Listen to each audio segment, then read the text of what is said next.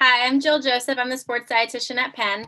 I've been here for 5 years and I work with our football student athletes. I and previously before coming to Penn, I was at University of Louisville for a number of years and had my own practice then prior to that.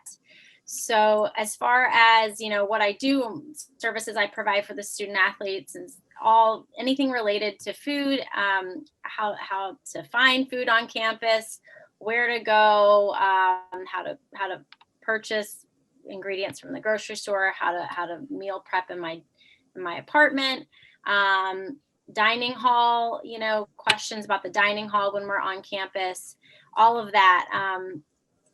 Also fueling related to an intense, student athlete, student schedule as far as academics are at, these hours of the day, training is at these, this time.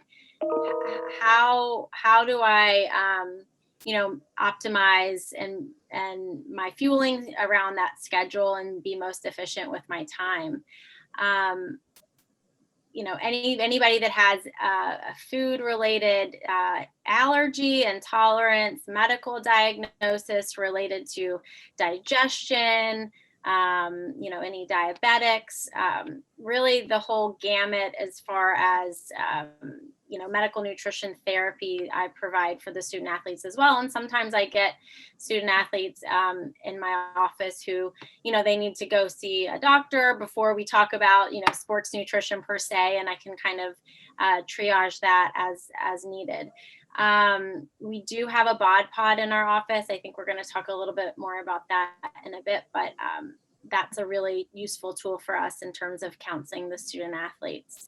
So now that we're in this virtual world and we're not on campus, some of the things that I've been helping with are, I'm a freshman and I've never had to prep or meal prep or cook for myself before or grocery shop for myself before. And now I'm in this environment. How do I do that? How do I, again, maximize my time? Upperclassmen, kind of the same thing related to being self-sufficient and more independent in those areas. The folks that are at home, maybe what their folks are eating or their families are eating are not in line with, what they would want to eat as an athlete, or what would be, the best choice for them as an athlete. So we kind of talk ways around that, how to, be, responsible and disciplined, no matter where everybody is right now. So that's kind of a brief overview of what I do. Every day is different though, so that's a good thing. So I could potentially have someone come in my office or now over Zoom and say, these are my goals. I talked to coach about this. I talked to Coach Rivera about this, my position coach, whatever it is. And they want this. These are my goals, whether it's weight related, body composition related, strength gains, those types of things.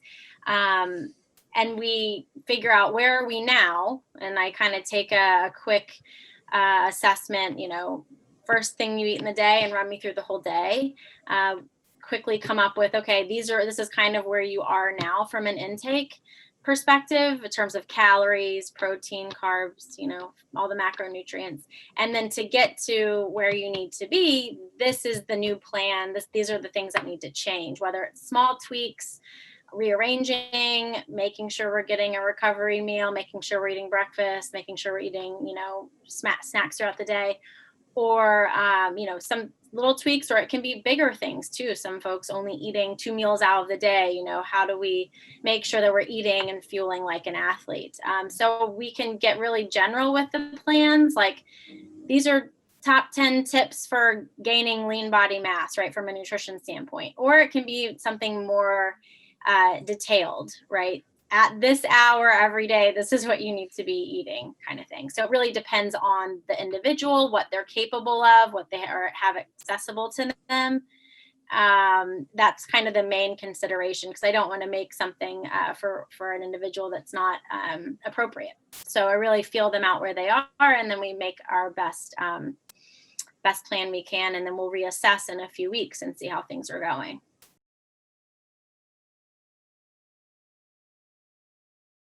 So right now it's incredibly difficult, if not impossible, to monitor body composition. In the best case scenario, when we're on campus, um, and I should have said in the last bit that Coach Rivera is very involved in determining kind of goals for these guys, and he's involved in pretty much the whole process. Last preseason, we did a baseline test, bod pod test for the whole entire team, and then we tested them again 8 weeks later, and then again 8 weeks later, and that's how it went on the whole year. So we were really able to see change over time for every single person on the roster, and that was super helpful for us to see if our interventions were working related to team level interventions, fueling station things, but also for those folks who had more specific goals in mind. It was really helpful for them to be able to see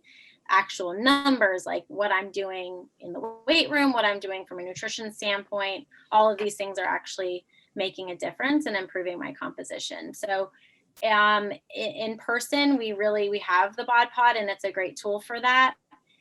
I think we'll hopefully get back to that. Right now it's difficult because we're not able to really use that. We don't have that access, but folks can say, oh, I'm getting stronger, the lifts that I'm doing or whatever, I'm seeing gains in that way. So we can sort of tell, okay, the muscle's probably growing, kind of thing, but it's difficult for sure.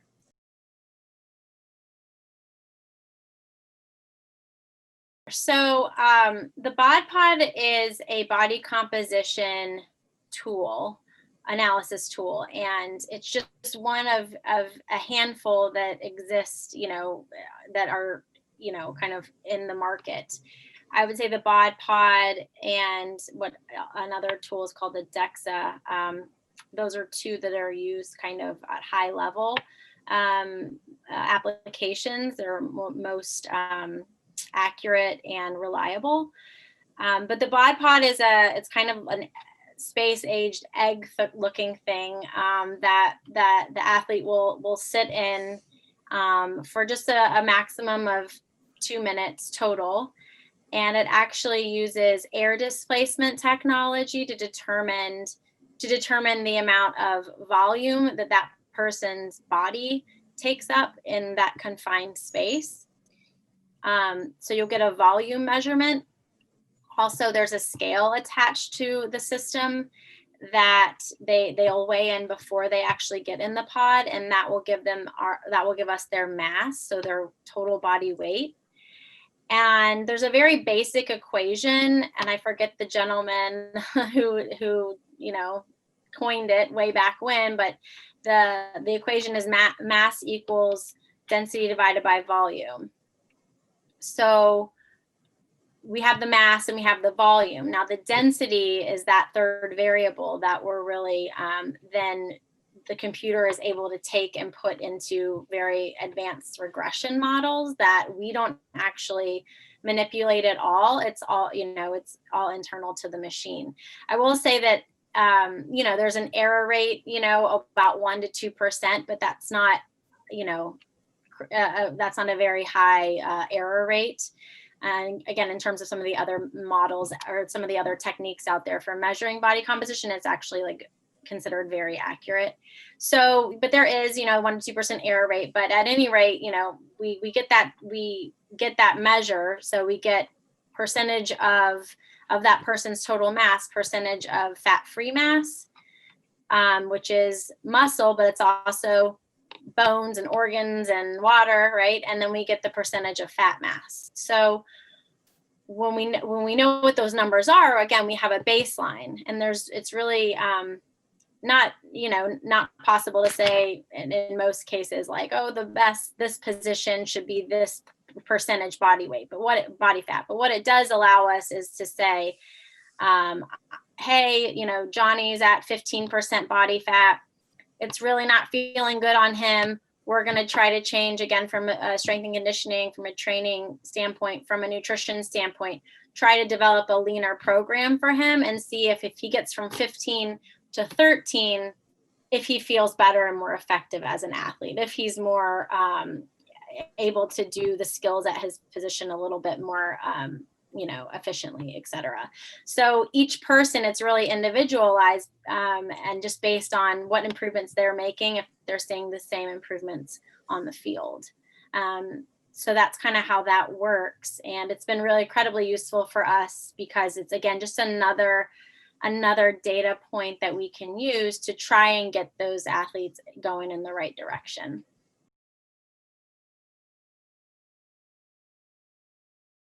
So Coach Miguel and so strength, his staff, him and, has been fantastic. The relationship that's grown with nutrition over the past few years. He is really involved in the nutrition piece of it. I think he's invested in it and he knows that it makes a difference. We together have come up with, again, the bod pod testing kind of program, kind of keeping the guys accountable and making sure that they show up for their tests. Also, we've been doing a lot of team talks with them, a lot of education as a whole group. Also by goals, so a leaning out group, a gaining group, kind of a maintenance group, kind of really emphasizing the need to push more education and information to these guys. Also getting folks in, to the one-on-one sessions with myself. We're also implementing what we did last year, protein shakes after practice. So we would go down and help make those shakes with, some student workers and other interns to get those athletes that much needed protein and carbohydrate right in that recovery window post workout and post lift. So I can't, say enough about the coordination, the collaboration that's gone on between our two groups, because I tell athletes all the time, you can have the best strength and conditioning program, but if you don't have the right nutrition coming in to support that program, you won't really maximize those gains. And the other way around, you can have the best nutrition in the world, but if the strength and conditioning isn't really a priority, then again, you won't see the improvements that you're looking for. So I think it couldn't be better. I think continue to build on this as hopefully is definitely a goal of mine. And I think of Coach Rivera's as well, just wanting to get more staff around it, wanting to build this out and really have the most effective programming that we can have for these athletes.